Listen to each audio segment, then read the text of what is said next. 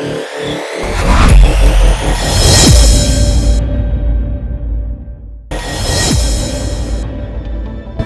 সপ্তাহ পালন অনুষ্ঠানের আনুষ্ঠানিক উদ্বোধন করলেন রাজ্যের মুখ্যমন্ত্রী বিপ্লব কুমার দেব। আগরতলা অরুন্ধতী নগর পুলিশ গ্রাউন্ডে এই অনুষ্ঠানের উদ্বোধন করেন মুখ্যমন্ত্রী। পুলিশ সপ্তাহ পালন অনুষ্ঠান চলবে আগামী 15 জানুয়ারি পর্যন্ত বিভিন্ন অনুষ্ঠানের মাধ্যমে। অরুন্ধতী নগর পুলিশ মাঠে পুলিশ প্যারেড সহ কুচকাওয়াজের মাধ্যমে এই অনুষ্ঠান শুরু হয়।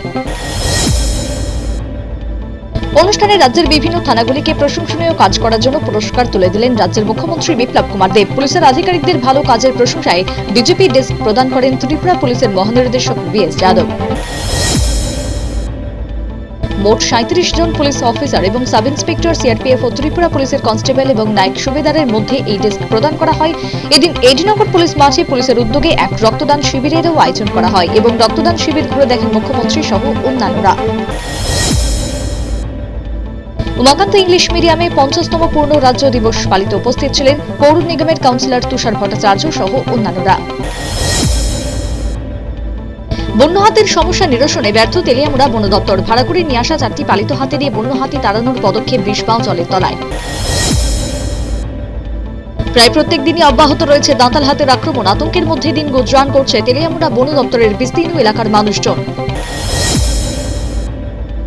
আমবাসায় সিআরপিএফ এর 140 নম্বর বাহিনীর উদ্যোগে বাহিনীর সদর দপ্তরে সিভিক অ্যাকশন প্রোগ্রাম 2021-22 অনুষ্ঠিত। 20 জন সুবিধাভোগীর হাতে এদিন সিআরপিএফ এর পক্ষ থেকে তুলে দেওয়া হয় 20টি সেলাই মেশিন।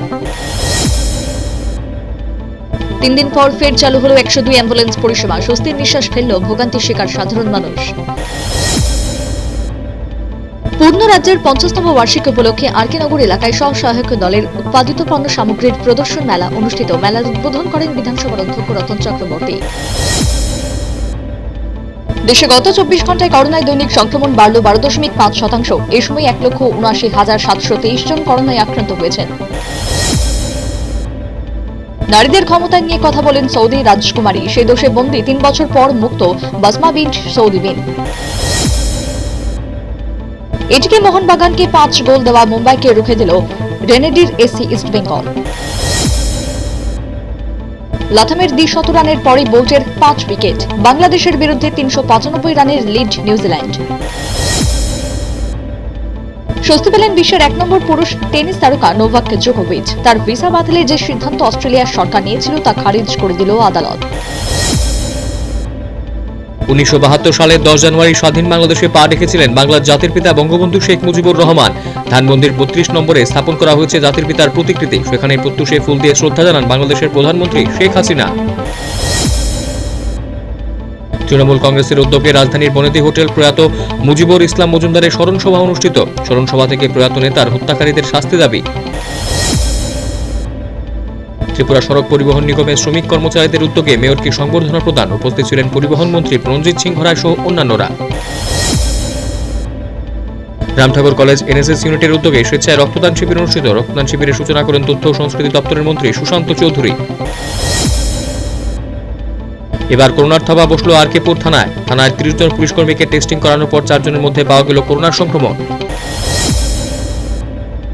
করবুক মহকুমার করবুক পাঞ্জিহাম স্কুলের বিআরসি হলে ডান্স প্রতিযোগিতা অনুষ্ঠিত। উপস্থিত ছিলেন বিধায়ক দুর্বমোহন ত্রিপুরা সহ অন্যান্যরা।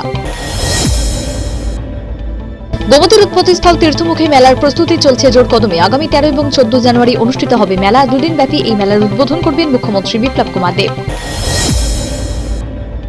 স্ত্রী সুজাতা মণ্ডলের সঙ্গে পাকাপাকিভাবে সম্পর্ক ছিন্ন করতে চান বিজেপির সাংসদ সৌমিত্র খাঁ। রুজু করলেন বিবাহ বিচ্ছেদের মামলা।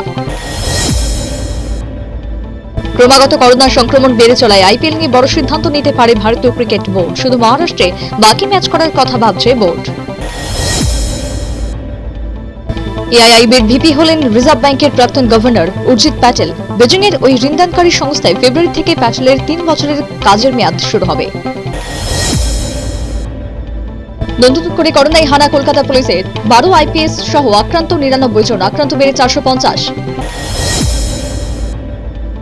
রাজস্থানের নগরের ছোট্ট শহর জাজনগরে ধনী পায়রাদের বাস। প্রতি মাসে বিপুল পরিমাণে আয় এই পায়রাদের। শুধু তাই নয়, লক্ষাধিক টাকার সম্পত্তিও রয়েছে।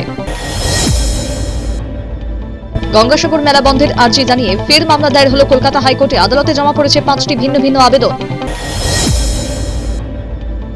প্রধানমন্ত্রী নিরাপত্তার গাফিলতির ঘটনায় নিরপেক্ষ তদন্ত কমিটি গড়ে তুলল সুপ্রিম কোর্ট। কমিটির শীর্ষে সুপ্রিম কোর্টের অবসরপ্রাপ্ত বিচারপতি, স্থগিত সমস্ত কেন্দ্র ও পাঞ্জাব সরকারের তদন্ত। মহিলা ফুটবলে বিশ্রামগঞ্জ প্লে সেন্টার 4-0 গোলে হারিয়ে দিল চলমান সংঘকে। সাত সকালে গরু পাচারকালে বিএসএফ এর হাতে আটক গাড়ি সহ 10টি গরু, তবে গা ঢাকা দেয় পাচারকারীরা। পৌষ সংক্রান্তির বুড়ির ঘর কিংবা আলন্তি ঘর প্রাচীন ঐতিহ্য, বিজ্ঞানের যুগে বুড়ির ঘর বিলুপ্তির পথে। গ্রামীণ এলাকাগুলোতে পৌষ পর্বের বুড়ির ঘর দেখা যায়, তবে পৌষ সংক্রান্তিতে শহর এলাকাতেও কচি কাচারা বন ভোজনে মেতে ওঠে। তেলিয়ামুড়া মহকুমার মুঙ্গিয়াকামী ব্লকে আজাদী কা মহোৎসব অনুষ্ঠিত। উপস্থিত ছিলেন সাংসদ রেবতী ত্রিপুরা, বিধায়ক অতুল দেববর্মা সহ অন্যান্যরা। অনুষ্ঠানে মুঙ্গিয়াকামী ব্লকের বিভিন্ন এডিসি ভিলেজের বসবাসকারী গিরিবাসীদের হাতে বিভিন্ন বাদ্যযন্ত্র তুলে দেওয়া হয়। মূলত গিরিবাসীদের স্বাবলম্বী করার জন্য বাদ্যযন্ত্র তুলে দেওয়া হয়। সোনামুড়া এসডিপিও আক্রান্ত হবার ঘটনায় 5 মাস পর অভিযুক্ত পুলিশের জালে, 5 দিনের রিমান্ড চেয়ে আদালতে সোপর্দ পাচারকারীকে। নেশা কারবারির দ্বারা প্রাণনাশের হুমকি শিকার এক সাংবাদিক, ঘটনা বিশালগড় মহকুমায়, থানায় অভিযোগ দায়ের। উদয়পুরে কুখ্যাত বাইক চোর হরেকৃষ্ণ দেবনাথকে আদালতে সোপর্দ, আদালত 3 দিনের রিমান্ডে নির্দেশ দেয়।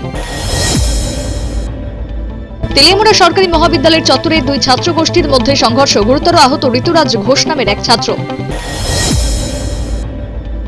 এই ঘটনায় ভারপ্রাপ্ত অধ্যক্ষ ডক্টর মনোরঞ্জন দাসের ভূমিকা নিয়ে প্রশ্ন অভিভাবক মহলে, উত্তেজনা বিরাজ করছে সংশ্লিষ্ট এলাকায়। করোনার ঊর্ধ্বমুখী সংক্রমণের কারণে শিক্ষা প্রতিষ্ঠান বন্ধের জল্পনাকে উড়িয়ে দিয়ে শিক্ষামন্ত্রী ডক্টর দীপুমণি বলেছেন, বাংলাদেশে শিক্ষা প্রতিষ্ঠান বন্ধের মতো পরিস্থিতি সৃষ্টি হয়নি। তার মতে বাংলাদেশের অবস্থা পৃথিবীর অনেক দেশের তুলনায় ভালো রয়েছে। এর আগে শিক্ষা প্রতিষ্ঠান খুলে দেওয়ার সময় সংক্রমণ প্রায় 1% কাছাকাছি ছিল, বর্তমানে সংক্রমণ 5% মতো।